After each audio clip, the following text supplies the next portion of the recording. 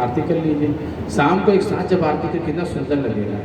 महाराष्ट्र वगैरह में हम जो कथा करने जाते हैं, सब माताएं वहाँ पर एक झोला लेके आते हैं, छोटे छोटे सब सामान रखे रहेंगे और थाली में सजाएंगे।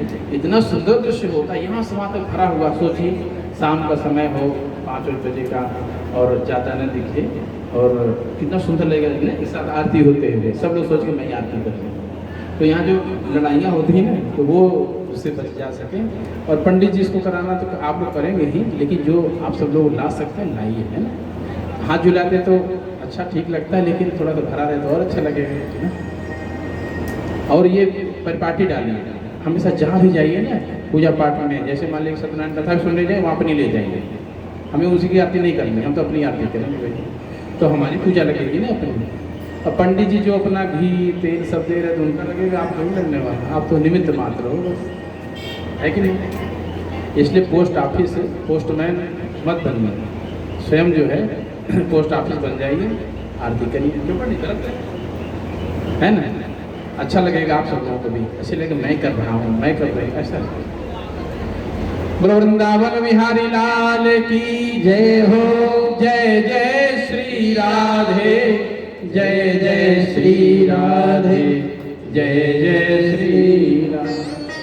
परीक्षित महाराज सुखदेव से बोले, हे गुरु जी ये बताइए कि आप कहते हैं कि प्रभु समदर्शी हैं। हाँ हाँ समदर्शी हैं, लेकिन वो तो हमको तो ज़्यादातर दैत्यों का, असुरों का नाश करके दिखाई देते हैं। नहीं, ऐसी बात नहीं है। एक कहीं बाण प्राण हर लीना, दीन जानते ही निज पद लीना। कहीं बाण प्राण हर लीना, दीन जानते ही निज पद लीना। भगवान जैसे प्राण लेते हैं ना, वैसे अपना पद भी देते हैं। तब सुखदेव महाराज जी ने कहा, यही बात जब युधिष्ठिर के राजसूय यज्ञ में भगवान ने शिशुपाल का वध किया था, उस समय यही बात नारद जी ने भी नारद जी से युधिष्ठिर ने पूछा था।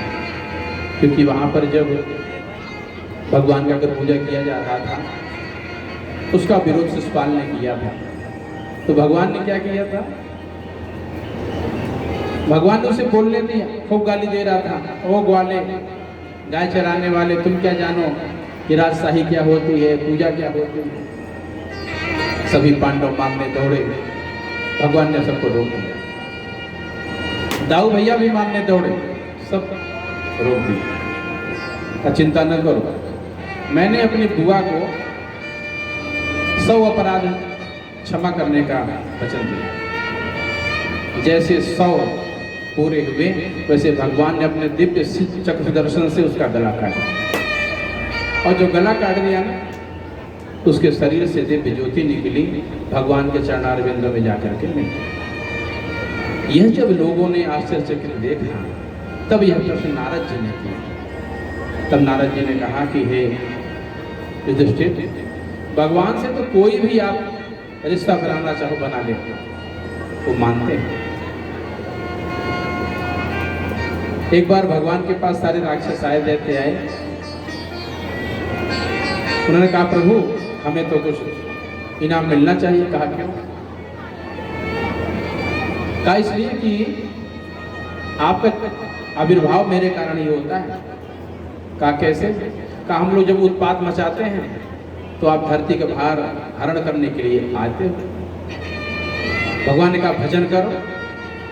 भगवान से बोले प्रभु होय न भजन नहीं तामस देहा, ये तामस शरीर है, भजन तो होगा नहीं, इनाम मिलना चाहिए। भगवान ने कहा ठीक है, जो भी तुम्हें संबंध बनाना हो बनाओ। तो भगवान से जो संबंध बनाया, कौन कौन बनाया?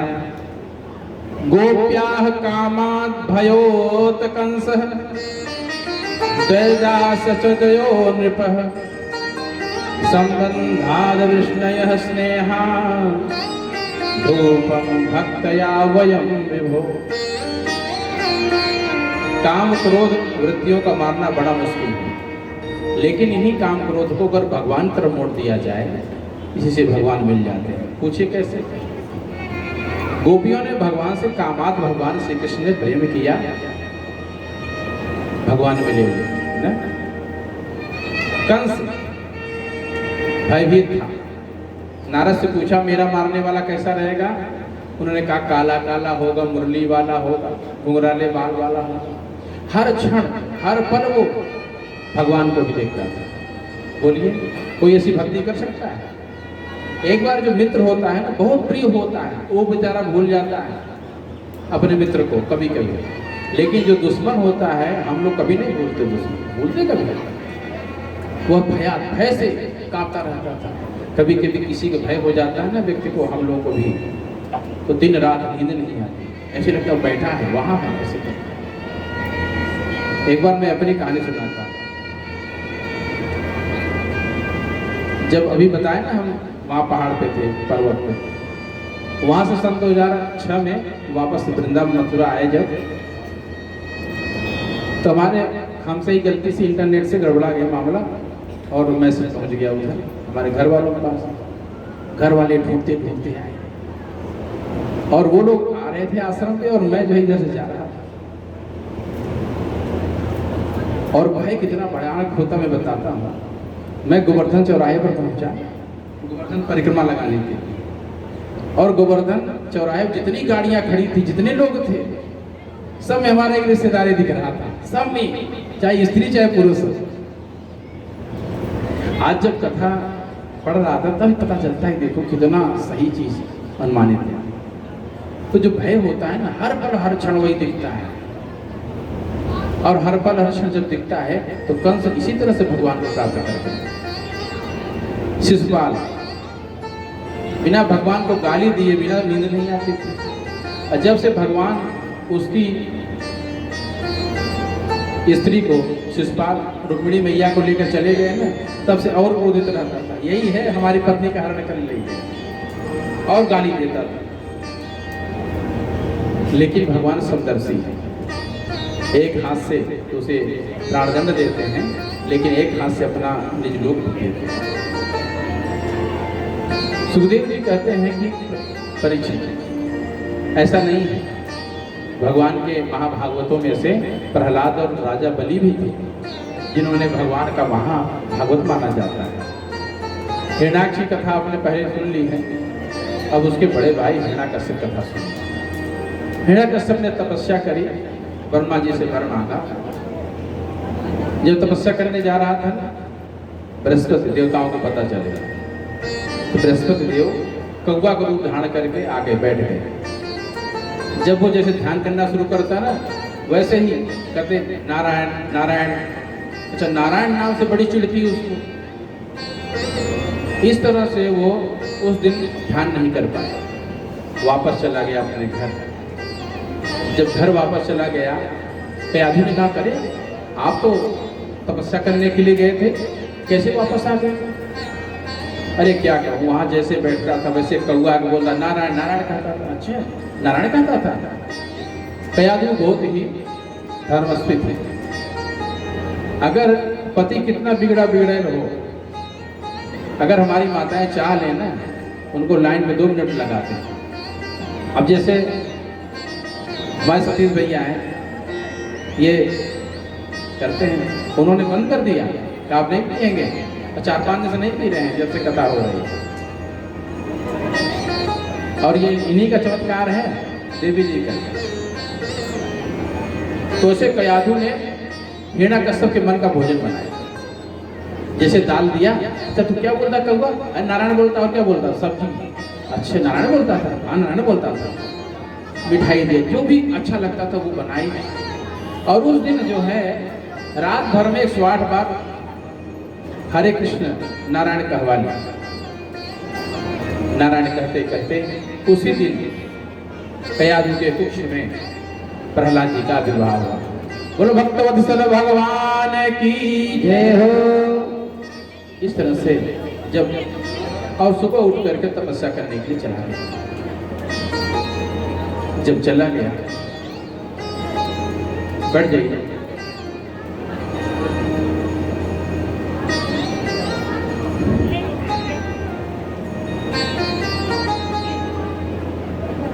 आप लोग बैठ जाइए।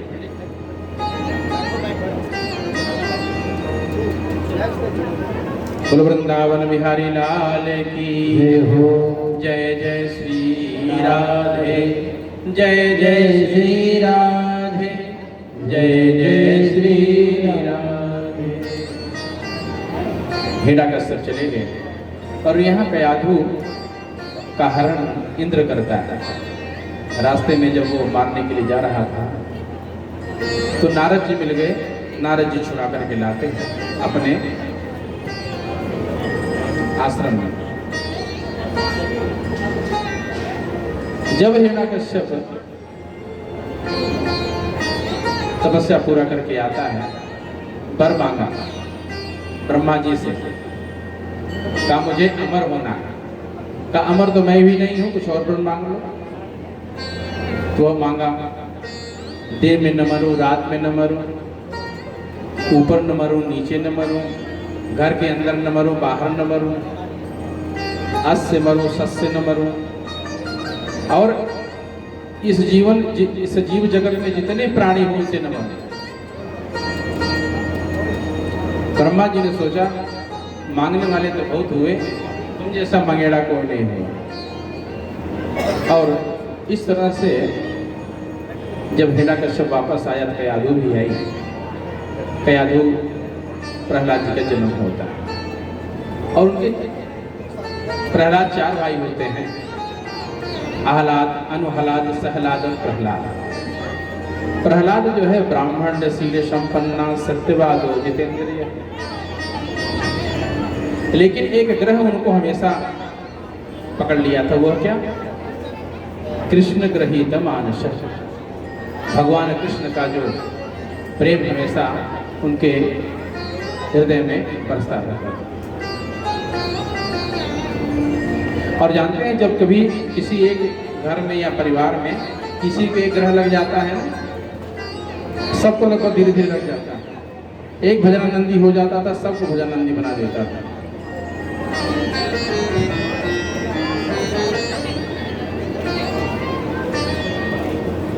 अब जरा थोड़ी देर बैठ जाइए, प्रहलाद कथा हो जाए तब बंसी बजाइए। बैठ जाओ गाली, बैठ। ये जो धूप में आप लोग बैठी हो, थोड़ा अगल बगल हो जाओ, आगे आ जाइए। आप तीनों लोग जगह छोड़ दीजिए, अच्छा रहेगा।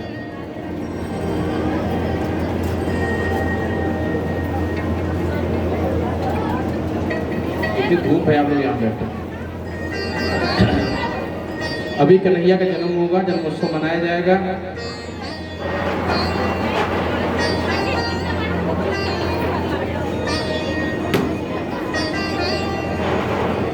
प्रहलाद जब बड़ा हुआ उसे पढ़ने के लिए हिरण्यकश्यप स्कूल भेजा गया, और जब छुट्टी हुई वहां से तब अपने घर आया। प्रहलाद को उसकी माँ कयाधु ने खूब बढ़िया से कपड़े बनाए और कहा जाओ पिताजी से मिला। प्रहलाद जैसे राजसभा में आया, प्रहलाद को गोद में उठा करके हिरण्यकश्यप ले लिया। कहा बेटा क्या पढ़ के आए हो? कहा पिताजी मैं एक बात पढ़ के आया हूँ। कहा क्या? हित्वा आत्म पाठम गृहम मंदधूपम बनोगतः। कहा पिताजी एक बात पढ़ के आया हूँ, यह संसार अंधकूप के समान है, इसको छोड़ करके वन को जाओ, भगवान का भजन करो। अरे दुष्ट, का बेटा तुम जरा जाओ तो अपने गुरुजी को खोजो। गुरुजी आए संडर और मत का क्यों मेरे बेटों के उल्टा पाठ पढ़ा रहे हो? मेरा बेटा कह रहा है घर छोड़ो पिताजी, जंगल में जाओ, भगवान भजन करो।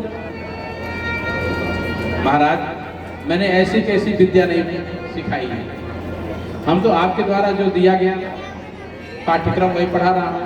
ग से गधा, क से कमल कलम, बिल्कुल धर्मनिरपेक्ष ग से गणेश पढ़ाई नहीं रहा हूँ। ये आपका बेटा पता नहीं कहाँ से सीख के आया। कहा एक बार अवसर दो, हम ले जाएं पढ़ाने। फिर बेटा को ले गए और फिर बेटा आया घर। हिरण्यकश्यप हिरण्यकश्यप ने पूछा प्रहलाद क्या सीख कर आया है? कहा पिताजी इस बार तो मैं 9 चीज सीख के आया। अच्छा क्या? 9 भक्ति के पाठ पढ़ाने लगे। श्रवणम कीर्तनम विष्णु स्मरणम पाद सेवन अर्चनम वंदनम दास्यम साख्यम आत्मन वेदनम नवदा भक्ति। समझ गए हिरण्यकश्यप ये तो हमारा ही विरोधी पैदा हो गया घर में। अब प्रहलाद को पहाड़ों से गिराया गया, अग्नि में जलाया, विषपान कराया गया और उनकी बहन होलिका थी, होलिका के पास बैठा करके अग्नि में बैठाया गया। भगवान कृपा ऐसे हुई कि होलिका मर गई लेकिन हमारे प्रहलाद जी बच गए। तो आजकल भी जो प्रहलाद के मित्र थे वो तो अबीर गुलाल से होली खेल लेते हैं और जो उनके मित्र हैं ना हिरण्यकश्यप के, वो कीच होता ना जो नालियों में पड़ा रहता है उससे, और शाम को सुबह बंसी बजा के वो होली मनाते हैं। तो हम लोग प्रहलाद के मित्र हैं या हिरण्यकश्यप के, ये स्वयं ही अर्चन करते। अब जीवात्मा और परमात्मा का सातत्य। एक दिन की बात थी, स्कूल फिर चले गए, सारे बच्चों को बुलाया ताकि मित्रों जानते हो जीवात्मा और परमात्मा शाश्वत सखा है। चलो हम लोग आग मिचौनी करते हैं। आग मिचौनी कैसे? कहा कि एक बार जो परमात्मा थे ना उन्होंने कहा कि जो है हम तुम्हें सब ढूंढ कर ले आए हैं प्रलय काल के बाद, अब मैं इसी कण कण में हूँ, तुम हमें ढूंढ के दिखाओ। क्या कैसे होगा? कैसे भजन, तो भजन के बिना तो होगा, भजन करो। अच्छा लेकिन भैया तेरे पिता से मुझे बहुत डर लगता है प्रहलाद। का चिंता ना करो, तुम बिल्कुल चिंता मत करो, पिता की चिंता मत करो, तुम केवल भगवान की चिंतन करो, वंदना करो, कुछ मत करो। हमारे साथ जैसे हम भगवान का भजन कर रहे हैं ना वैसे तुम भी भजन करो, बस और कुछ नहीं। अच्छा तो हमें तो कुछ नहीं होगा? ना कुछ नहीं होगा, तेरे पिता से बहुत डर लगता है। तो सारे भजन करना शुरू कर दिए। दोनों सब लोग एक एक हाथ में ले करके एक दूसरे के हाथ में लगे नृत्य करेंगे। आइए हम लोग भी नृत्य करते हैं। मोहे आन मिलो भगवान, मोहे आन मिलो घनश्याम, बहुत दिन बीत गए। मोहे आन मिलो घनश्याम, बहुत दिन बीत गए।